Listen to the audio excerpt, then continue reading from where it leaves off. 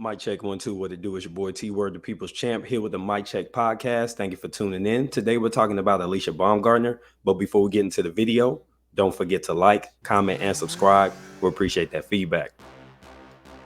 All right, guys, so let's go ahead and get into it. Alycia Baumgardner has tested positive for banned substances, and this news has just broken. She is the undisputed lightweight champion in the women's division, so that's 135 pounds.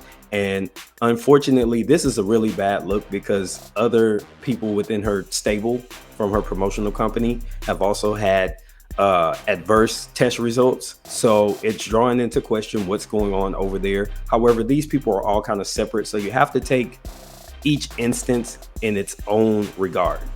We can't lump her in with anybody else. We also can't assume that this is correct. According to reports and documentation that's been released online, she tested positive for 2 substances prior to her July 15th fight.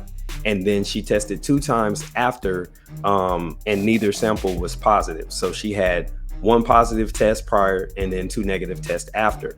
Now, speculations and rumors are circulating along the lines that say, well, maybe, she was able to cycle out of her system after the fight or when she tested before. We don't really know the exact timeline of what day they test prior to the fight and then how long after.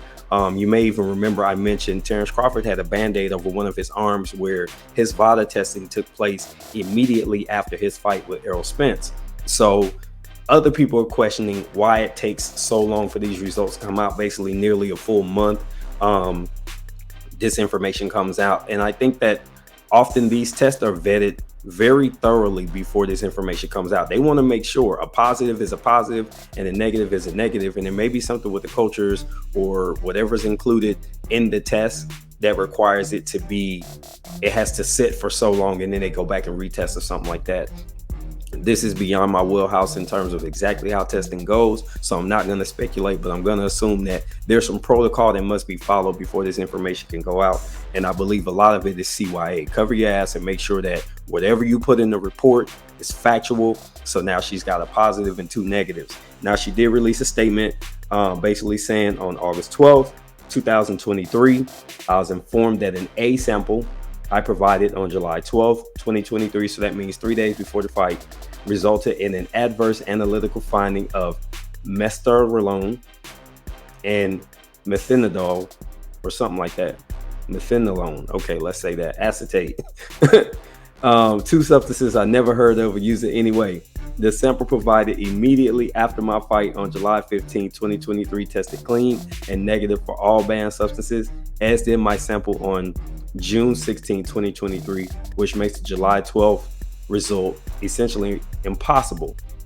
So she tested a month before her fight, she tested the day of her fight, and she tested 3 days prior to the fight. So what she's saying is, in that window, she couldn't have possibly been on something because she had a negative right before, or a negative a month before, then a positive right before, and then a negative immediately after. So that window is a little sketchy. Hard to say what it is, but she goes on to say this: to be abundantly clear, I know that I never have, never would, and never will take this or any other drug. Not only would be doing so be unethical, but would also be completely contrary to how I've trained my entire career. Now, a lot of people find this a little bit believable with her because she does have a very muscular physique.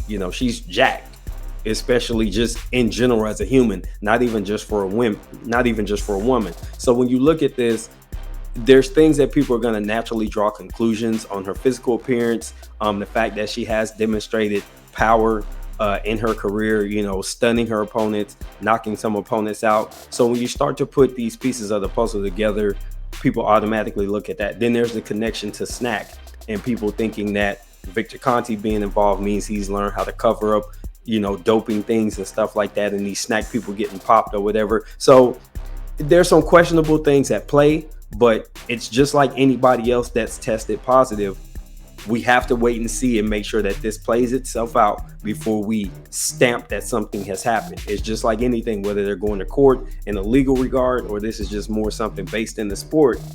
We can't just assume that everything is accurate and everything is correct. Maybe her negatives were false and they were actually positive. You know what I'm saying? Like, there's room for doubt on both sides of the equation. So we have to sit back and watch this thing play out before we make a decision on exactly how we feel about this particular situation. And I would say that for pretty much any fighter.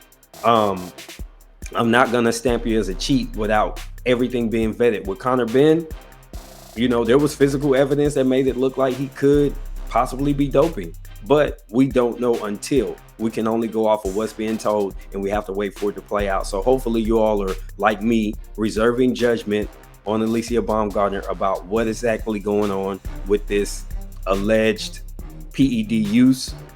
You know, more to come on this. This is a developing situation. So this has been T for the Mic Check Podcast. Drop your thoughts in the comments below. Until the next time, I'm out.